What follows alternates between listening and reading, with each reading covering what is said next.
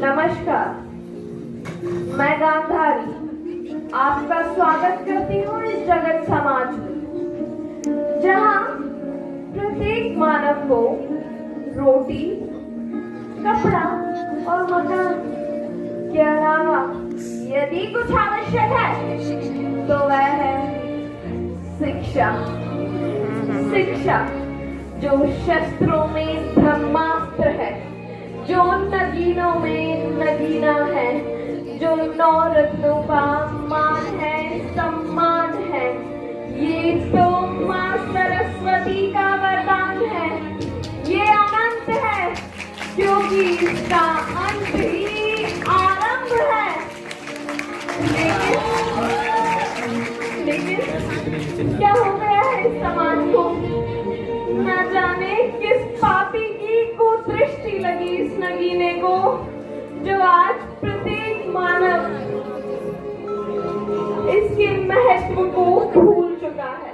हाँ, आज समाज का प्रत्येक व्यक्ति इसके महत्व को भूल चुका है। एक मैं थी जिसने द्वापर में अपने आंखों पर पट्टी बांध ली और अपने पुत्रों के दुष्कर्मों को ना देख पाई। और एक आज इस समाज में सबने अपनी आंखों पर पट्टी बांध ली है। वो पट्टी है पुरुष प्रधानता की पट्टी, वो पट्टी है रूढ़िवादिता की पट्टी, वो पट्टी है लैंगिकता की पट्टी। हाँ, आज प्रत्येक मानव ने ऐसी पट्टियों को अपने नेत्रों पर बांध रखा है। मैं मानती हूँ आज का हर एक मानव शिक्षित है, समाज में हर व्यक्ति शिक्षित है। लेकिन क्या आप लोगों ने अपने जीवन में उस शिक्षा के महत्व को अपनाया? क्या आपने इस शिक्षा के महत्व को समझने का प्रयास किया? नहीं, किसी ने भी शिक्षा के महत्व को समझने का प्रयास नहीं किया।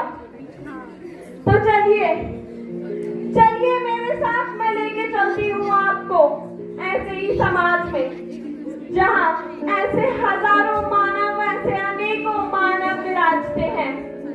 चलिए।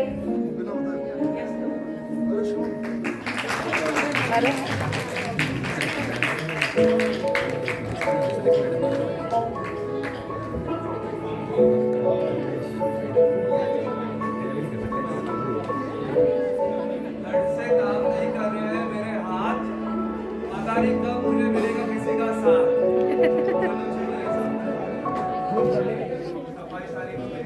ये एंथनी लग रहा चोर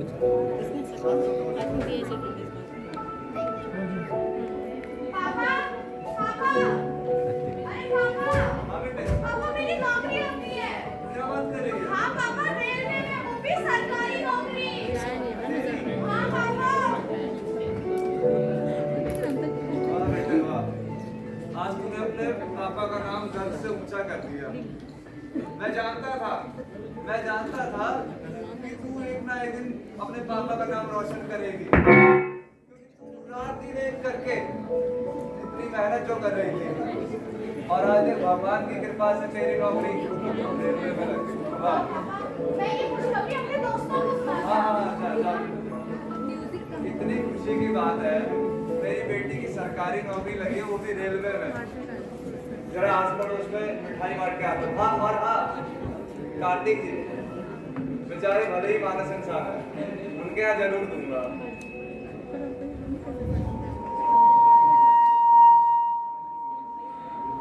अरे हेलो सर, बिल्कुल अभी टाइम से आ रहा हूँ, टाइम से आज पहुँच जाऊँगा मैं, जरूर पहुँच जाऊँगा। ठीक है, ओके। यार ये टाइम बहुत ज़्यादा हो चुका है, अरे मोहन आओ। इतनी सुबह?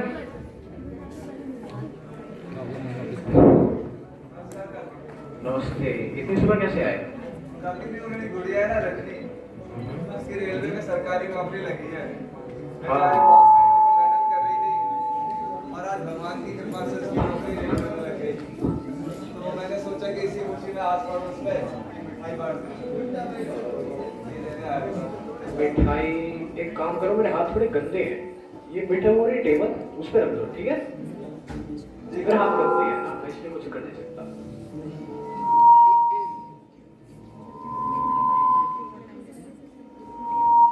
चलो ये समाचार सुनकर मुझे बड़ी खुशी हुई। ठीक है। अरे सुनती हो? हाँ हाँ, क्या हो गया? फिर बोलोगे खाना बनाने में देरी कर दी। मोहन आया था। मोहन, वो कौन? अरे वो झाड़ू लगाने वाला। अच्छा वो क्यों आया? उसकी बेटी की नौकरी लगी सरकारी। बढ़िया बात है। रेलवे में तो मिठाई दे के गया है। वो रखा डब्बा, उस देख लेना क्या करना है। किसी गरीब को देनी है, फेंकनी है, गाय को देनी है, तुम देख लेना, मुझे नहीं पता। जब खानी नहीं होती तो लेते क्यों हो? क्या करूं, अब समाज को भी तो कुछ दिखाना है। अब मैं मना तो कर सकता हूँ नहीं उसके मुंह पे, है ना? देख लेना तुम्हें जो करना है। ठीक है मैं देख लूंगी। और हाँ, राधा को जल्दी भेजो, लेट छुट्टी है लड़की में। बेटा जल्दी कर, आ रही हूँ। आराध्या, बेटी आराध्या। नमस्कार। नमस्कार कार्तिक जी, आप कब आए? मैं कल रात को ही आया। अच्छा, आराध्या स्कूल तो नहीं गई है अभी थोड़ा तैयार हो रही है, लेट। चलो अच्छा है। वो क्या है ना, मुझे उससे कहना था कि आज मेरी बच्ची खुशी स्कूल नहीं जा पाएगी, उसकी तबीयत थोड़ी ठीक नहीं है। ये खुशी कौन है? अरे हाँ, मैं तो भूल ही गई, आप तो खुशी से मिले ही नहीं है। खुशी मेरी बच्ची, देव की माँ नहीं बन सकती तो क्या हुआ, यशोदा ही सही। तो एक हफ्ते पहले अभी एक बेटी को अडॉप्ट किया है, खुशी नाम रखा है उसका। उसने मेरी बेरंग जिंदगी में कार्तिक जी रंग से भर दिए हैं। एक नन्हे से पौधे की तरह मेरे पूरे घर को महका दिया है। आराध्या और खुशी दोनों साथ रहकर इतने खुश रहते हैं, मेरा पूरा घर महक उठता है उन दोनों को देखकर। कार्तिक जी, आप जानते हैं इन 2 हफ्तों में आराध्या और खुशी की दोस्ती इतनी गहरी हो गई है, मानो सालों से एक दूसरे को जानते हैं। और अक्सर जब दोनों मेरे घर पे खेलते हैं ना, तो घर खुशियों से खिलखिला उठता है। जी कार्तिक जी रोज आती है। जी कार्तिक जी रोज। मेरे को तो बहुत खुशी होती है, सोचती हूँ रोज उनके मनपसंद पकवान बनाऊं। तो मैं सोचती हूँ आज भी जब आराध्या स्कूल से घर आ जाए तो उसे मेरे घर भेज देना, खुशी के साथ खेलकर उसे भी अच्छा लगेगा। अच्छा ठीक है, अब भेज दूंगा।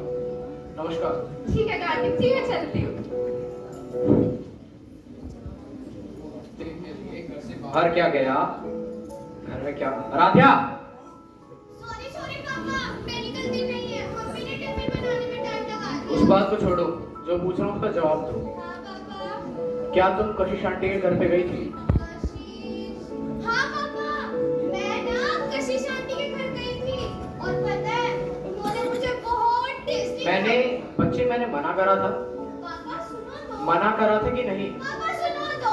बोलो, चलो बोलो, क्या बोलना बोलो। पापा, पता है वो ना अपने घर पे एक बेटी लाई है जिसका नाम हाँ वो खुशी। हाँ पापा, आपको कैसे पता? पता है, बच्चे पता है। अब उस वो पूछ छोड़ो, जो पूछा उसका जवाब दो। हाँ मैंने तुम्हें मना करा था कि नहीं उनके घर पे जाने को? पापा, मैं मम्मी से पूछ के गई थी। मना करा था कि नहीं? पापा पर मना करा था ना? पापा मैं मम्मी मना करा था ना? पर पापा मना करा था ना? अरे क्या हो गया? क्यों समझ चिल्ला रहे हो बच्ची पर? एक चीज समझ नहीं आती तुम्हें? हुआ क्या? ये लड़की ना मैं जाता हूँ ना तुम्हें भेजता हूँ, इस लड़की को कशिश के घर पे क्यों जाने देती हो? अरे तुम वहाँ रहने ना, तुम्हें नहीं पता उसने ना एक बड़ी प्यारी बच्ची लेके आई, बिल्कुल हमारे आराध्या की उम्र की है। उसका मैं क्या करूँ? वो लड़की चाहे जो भी हो, ये लड़की कशिश के घर पे नहीं जानी चाहिए। क्यों नहीं जा सकती? कशिश पढ़ी लिखी है, एमबीए की उसकी पढ़ाई का मैं क्या करूँ? उसकी पढ़ाई का मैं क्या करूँ?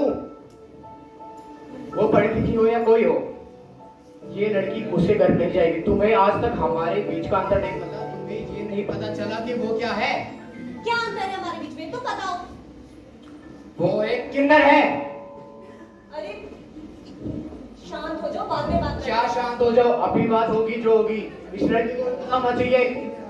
लेकिन बात को समझने की कोशिश करो, बाद में बात करते हैं। नहीं, नर नारी को प्राप्त सम्मान जगत, नर नारी को प्राप्त सम्मान जगत में तीसरे लिंग का कोई मान नहीं। नर नारी को प्राप्त सम्मान जगत में तीसरे लिंग का कोई मान नहीं। अरे जिसे तुम किन्नर कहते हो, अरे मुझे तुम किन्नर कहते हो, क्या मैं इंसान नहीं? कार्तिक जी, मेरा आना आपको पसंद नहीं था, तुम मेरे मुंह पर कह देते। क्यों पीठ पीछे बेचारे इस बच्ची को क्यों डांटते हो? अरे इसे कहाँ पता है, क्या पता है कि समाज में किससे बात करनी चाहिए, किसके साथ रहना चाहिए और किसके साथ नहीं। लेकिन कार्तिक जी, जब समाज और शिक्षा ने हमारे बीच कोई अंतर नहीं समझा, तो आप किस अंतर की बात करते हैं? अरे हम भी पढ़ लिख कर IAS, डॉक्टर, लॉयर, टीचर हर पद को प्राप्त कर सकते हैं। सरकार से मिला सम्मान हमें, पर फिर क्यों ये समाज हमें अपनाता नहीं? सरकार से मिला सम्मान हमें, पर फिर क्यों ये समाज हमें अपनाता नहीं? हमें भी नौकरी पेशा बनना है, कारोबार चलाने हैं। हम चलना चाहें मिलजुल कर, हमको भी कदम बढ़ाने हैं। हम हर घर खुशियों में लोगों की दुआ बांटने जाते हैं, पर फिर क्यों समाज में रहकर समाज के कलंक कहलाते हैं? क्यों कार्तिक जी, क्यों? कार्तिक जी, एक बात कहना चाहूंगी आपसे और उन सभी समाज वालों से कि शिक्षित होना सिर्फ नौकरी पेशा करना या समाज में अच्छी छवि बनाना नहीं होता। शिक्षित व्यक्ति तो वही है जो रूढ़िवादी चीजों पर, रूढ़िवादी बातों पर तर्क वितर्क कर सके और समाज में समानता ला सके।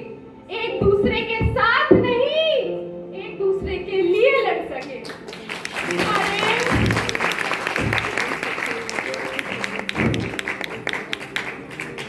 हमें नौकरी पेशा करना है, कारोबार चलाने हैं। हम चलना चाहें मिलजुल कर, हमको भी कदम बढ़ाने हैं और इस तीसरे लिंग के प्रति सबकी आंखों पर आदर के चश्मे पहनाने हैं।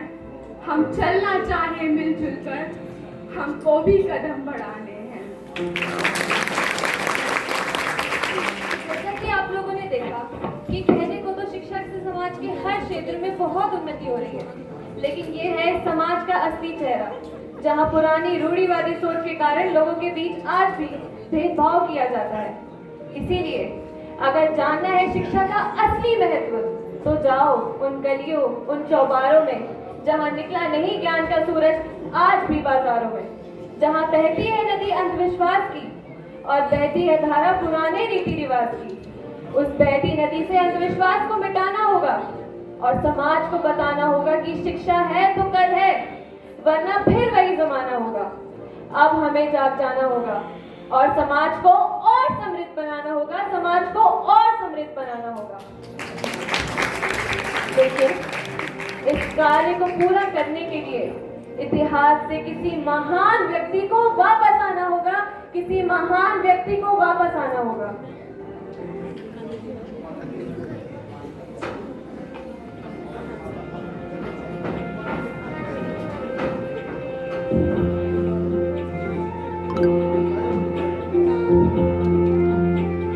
अच्छा, ओके।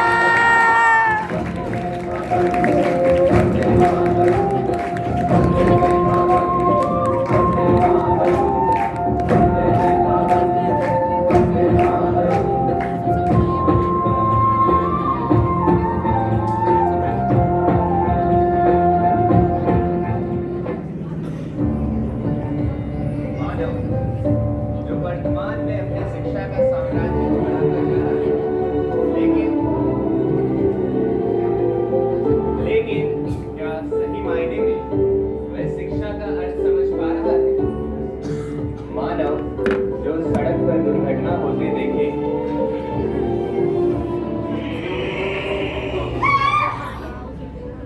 जो सड़क पर दुर्घटना होता देखे तो उस दुर्घटना की वीडियो बनाए तथा सहायता के लिए हाथ ना बढ़ाए और तो और सोशल मीडिया पर सहानुभूति दिखाए, वे है मानव।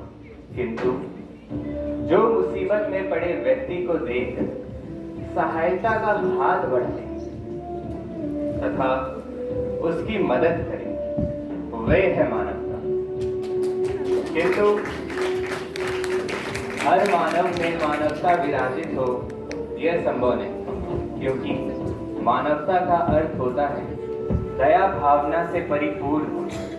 लेकिन आज के समाज में तो मानव ने ज्ञान को बस एक डिग्री का नाम दे दिया है और केवल अपनी रोजी रोटी के लिए ना जाने कितनी डिग्री पे डिग्री प्राप्त करे जा रहा है, किंतु वह ज्ञान का असली अर्थ नहीं समझ पा रहा।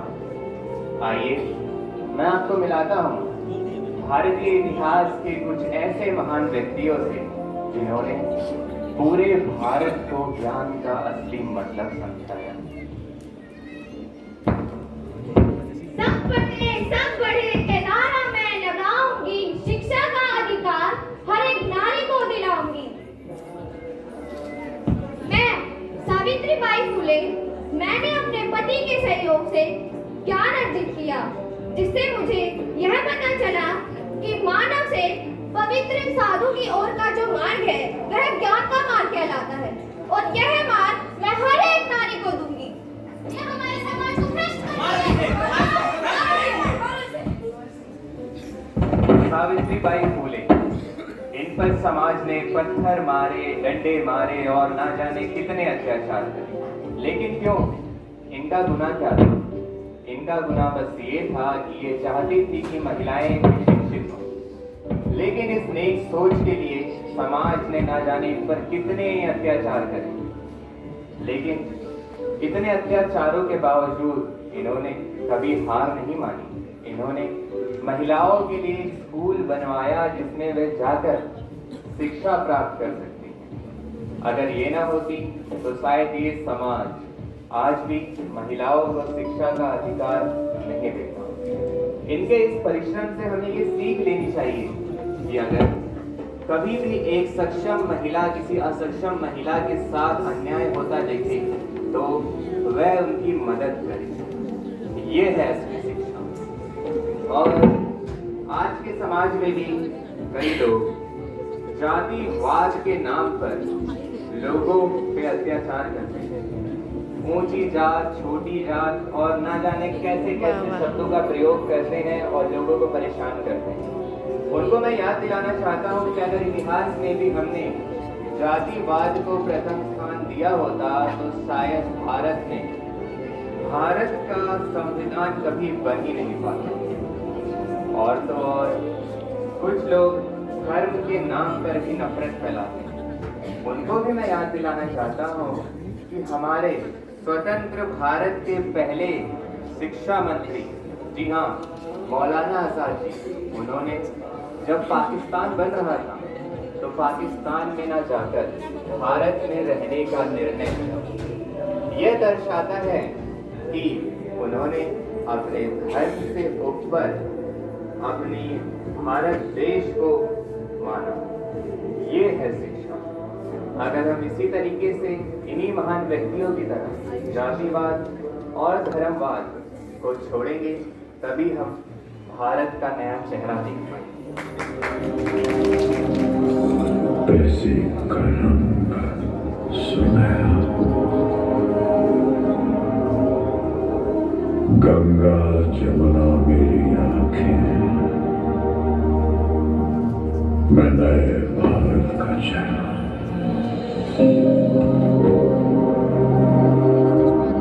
मैं कल भी था, मैं आज भी हूँ, मैं नवयुग का अंदाज भी हूँ। सारी दुनिया का घर मुझ में, इस मिट्टी का आदर मुझ में। मैं देशभक्त भी कह रहा हूँ। मैं नए भारत का चेहरा हूँ। मैं नए भारत का चेहरा हूँ।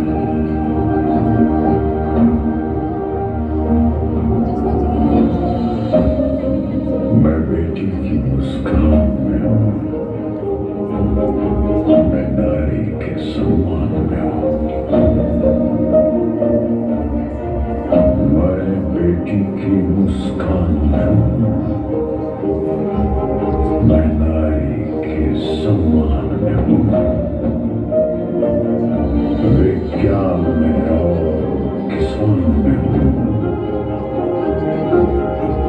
हर वीर में और जवान में हूँ।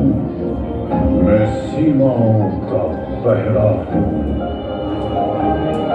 मैं नए भारत का चेहरा हूँ। मैं नए भारत का चेहरा हूँ। मैं नए भारत का चेहरा हूँ।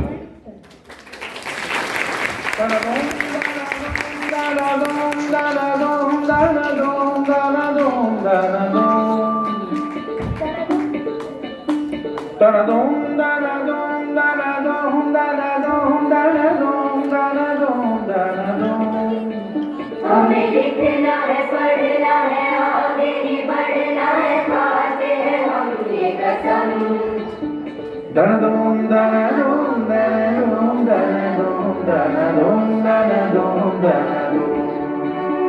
जो ज्ञान का रास्ता है, शिक्षा का रास्ता है, उसी पे चलेंगे हम। सत्य क्या है?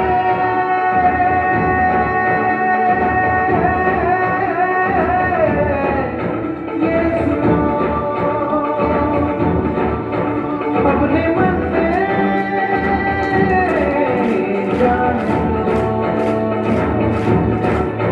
ज्ञान की जो रोशनी है, उसमें ही तो जिंदगी है। पाओ शिक्षा, पाओ भोजन, स्वस्थ मन हो, स्वस्थ जीवन। वो जो शिक्षा पा गया है, वही आगे आ गया है। पाओ शिक्षा, पाओ भोजन, स्वस्थ मन हो, स्वस्थ जीवन।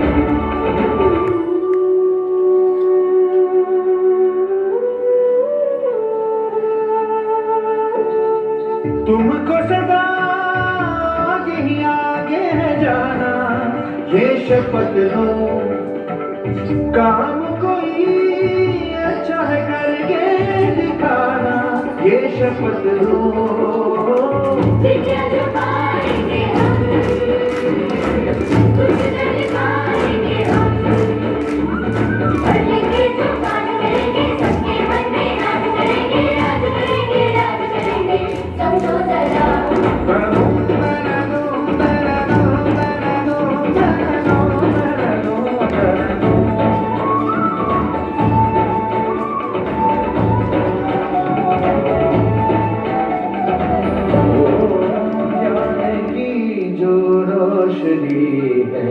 उसमें ही तो जिंदगी है।